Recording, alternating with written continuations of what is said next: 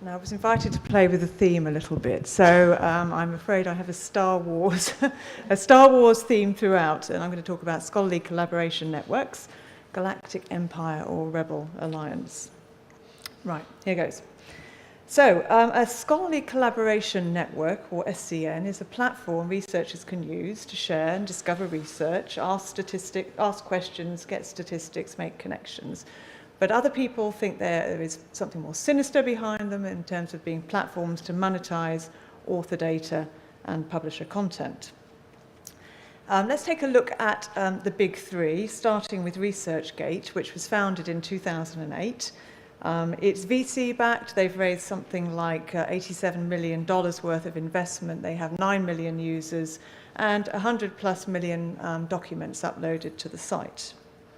So I'll show you my profile on ResearchGate. I can upload my research outputs. I can follow and be followed, engage in discussions. You'll also see that I get here something called the RG score of 4.5. I've no idea what that means or what it's composed of, but some mystery behind the algorithm there. In terms of Academiaedu, it was founded about the same time as ResearchGate. They've raised about 18 million worth of investment. They have 52 million users, 18.5 million documents uploaded, and an unknown fact is that Richard Price's first company sold banana cake, so he jumped from banana cake into academic networks. This is my profile on Academiaedu. It is composed of very much the same things as ResearchGate. I can look at recommended publications, and I can get depressed about my article performance with the paper read engagement score. Moving on to Mendeley, the third of the big three. This started as a reference sharing platform and steadily added social features over the time. You will know it was acquired by Elsevier for a rumoured 18 million back in 2013. Today they have about 4.6 million users and something like 500+ million documents uploaded to that site. Again, I have a profile on that site. It's got the usual functionality. There's some added benefits around metrics because, of course, Elsevier can plug in Scopus, and they use sort of views and downloads from their site as well. Now, some of these sites have some very powerful friends. This makes for a good quiz question. What links Bill Gates, Ashton Kutcher, and the Wellcome Trust? Well, these three unlikely bedfellows are all investors in ResearchGate.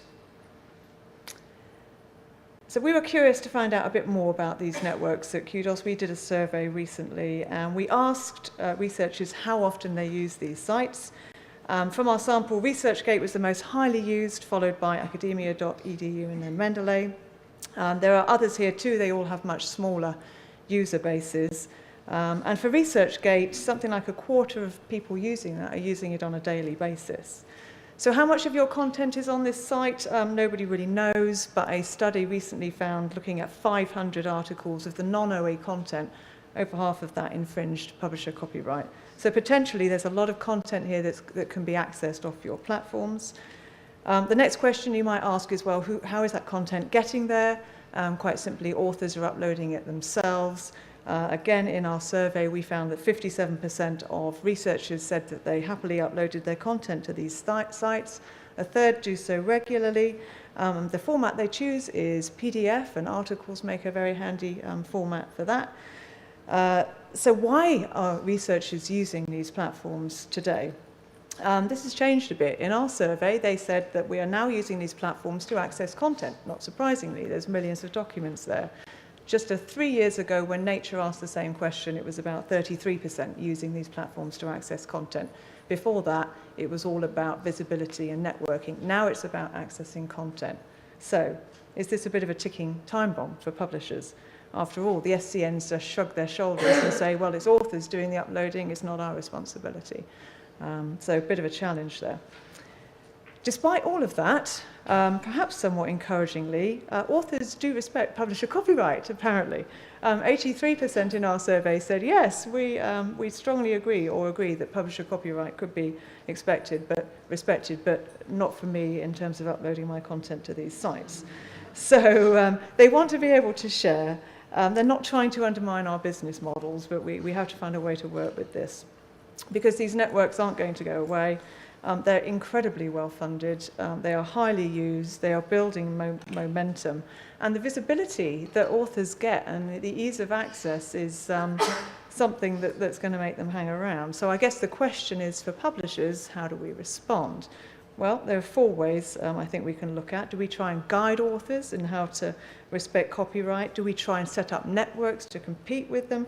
Do we try and control and incentivize them to stay on our sites, or do we seek to leverage those sites, which is very much my philosophy through an initiative we're doing at QDOS called the Fair Share Network.